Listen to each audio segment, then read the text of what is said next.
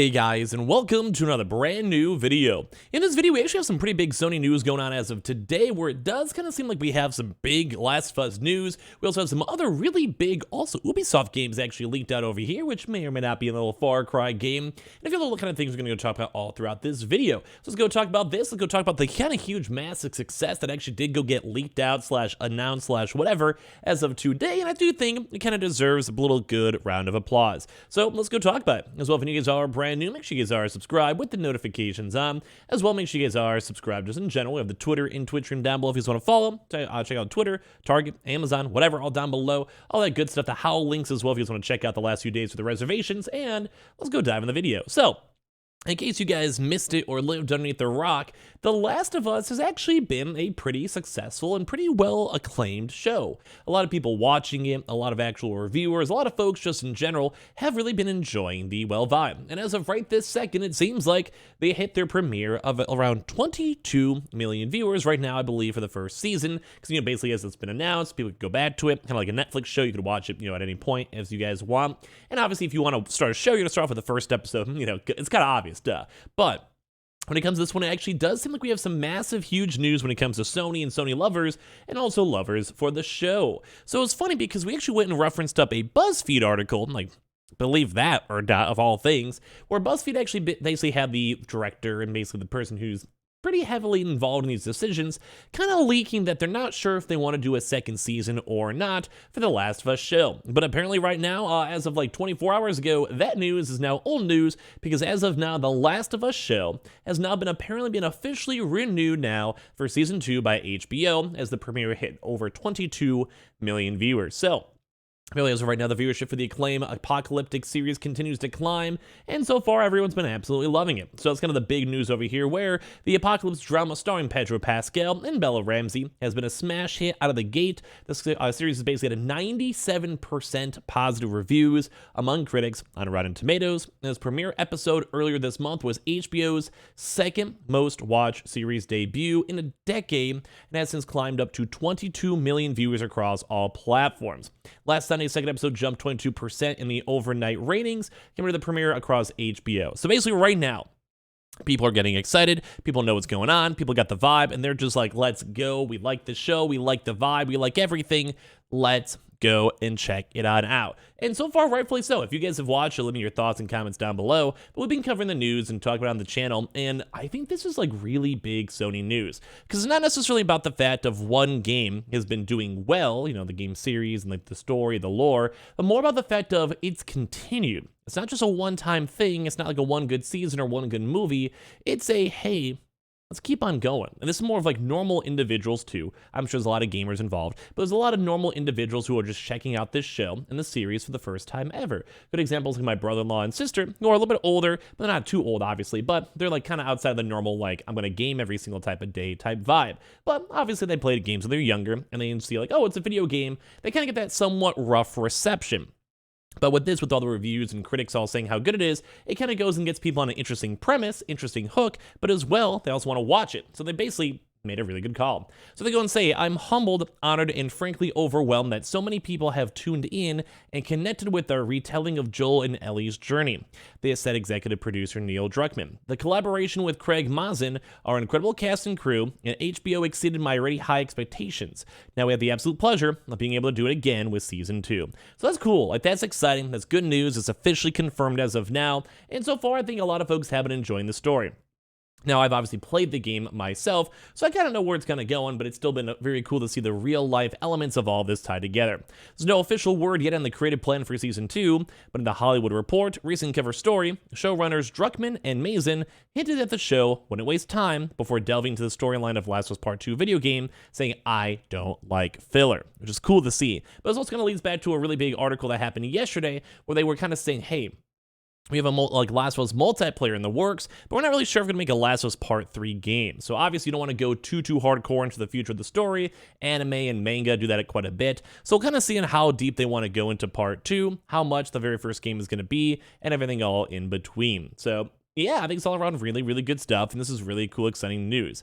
They go and say, I'm so grateful for Neil Druckmann and HBO for our partnership, and I'm even more grateful for the millions of people who have joined us on the journey. Mason said about the renewal. The audience has given us a chance to continue. As a fan of the characters in the world Neil and Naughty Dog created, I couldn't be more ready to dive back in. So it's really cool. I love to see this too as well, and also even hasn't had the third episode come out too as well. And also, funny enough, a lot of folks have been saying, like, no spoilers, that this next upcoming episode is like the standout amazing episode that everyone's like, bro, this is good. So we'll kind of see the overall community reception after this. So hope you guys have been watching it, and it's really cool and good news. Now, the same type of news as well.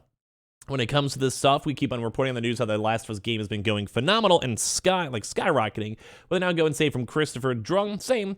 Now the digital data is in for the UK, and we can see that the Last of Us Part 1 sales actually grew 300% week on week, and is at number 11 in the overall charts for a game that's, you know, kind of old-ish at this point, like in comparison to the game cycle. And the Last of Us Remastered was up to 337%, is now at number 16. So basically, once again, Sony's going huge, where they have this huge game, and this huge game story, and this huge HBO show, and it's all just the interconnected kind of stuff where people who probably heard about the game or are watching the show then go and check out the game, or vice versa, anyone who bought the game, etc. So it's just a really good feedback marketing loop, and it just kind of goes to show that a good game with a good story, with a good lore, kind of goes a very, very long way.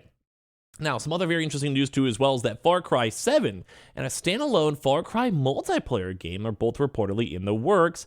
It's claimed the next mainline series entry will use the same game engine though as The Division, interestingly enough. So I liked the last Far Cry, although it was a little bit long and it wasn't like the best game ever, but it was fun enough to check out. It was a fun enough experience, and I didn't necessarily fully hate it, but it was not really the best experience known to man. But it wasn't awful. Like I'd play a Far Cry 7, so I'm excited for this, but I'm more intrigued on the Far Cry multiplayer, because there always was a little bit of Far Cry multiplayer elements in the games themselves, or co-op, etc., but I would actually really think a Far Cry multiplayer type game would be really, really fun.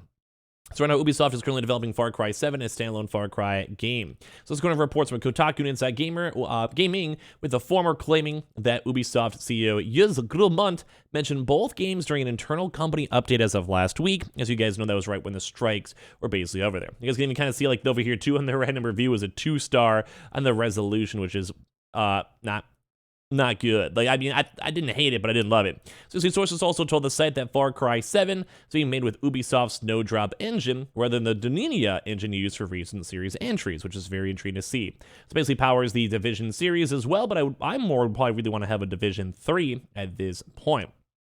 So according to insider gaming sources, Ubisoft Montreal is working on both new Far Cry games, which were originally planned to be a part of the same package.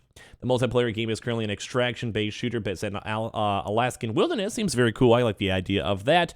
Kind of maybe like the DMZ, Warzone, Call of Duty type style, maybe, if we had to pick and choose. And both titles are said to be tentatively scheduled for release in the fall/autumn of 2025. So it's actually quite a few years still away, but it does look like they're in motion.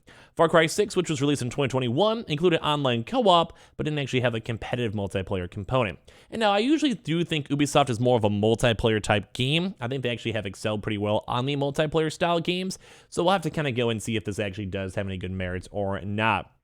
Former Far Cry boss Dan Hay left Ubisoft in 2021 after a decade of its Montreal studio, where he was credited for overseeing the series during the most prosperous period. He's now heading up to Blizzard's new survival game. Ubisoft said it also had to go cancel 3 unannounced games and was planning to strengthen its focus on its biggest brands and live services following weaker than expected software sales over the holiday season. Now, we also had some interesting stuff over here too when it comes to the games over here for when it comes to the people who made Life is Strange, where they did a little bit of a teaser. Now, nothing crazy, nothing big, but it does like we might actually have like a maybe oldies type style, video games type style story. Not really sure exactly where they're going to go for it or how they're going to want to go for it themselves, but very intriguing nonetheless to go and see this. Looks like almost like a weird like recreation of like an N64 or something like that, or even like yeah, I guess more of like N64, maybe an NES, I'm not sure.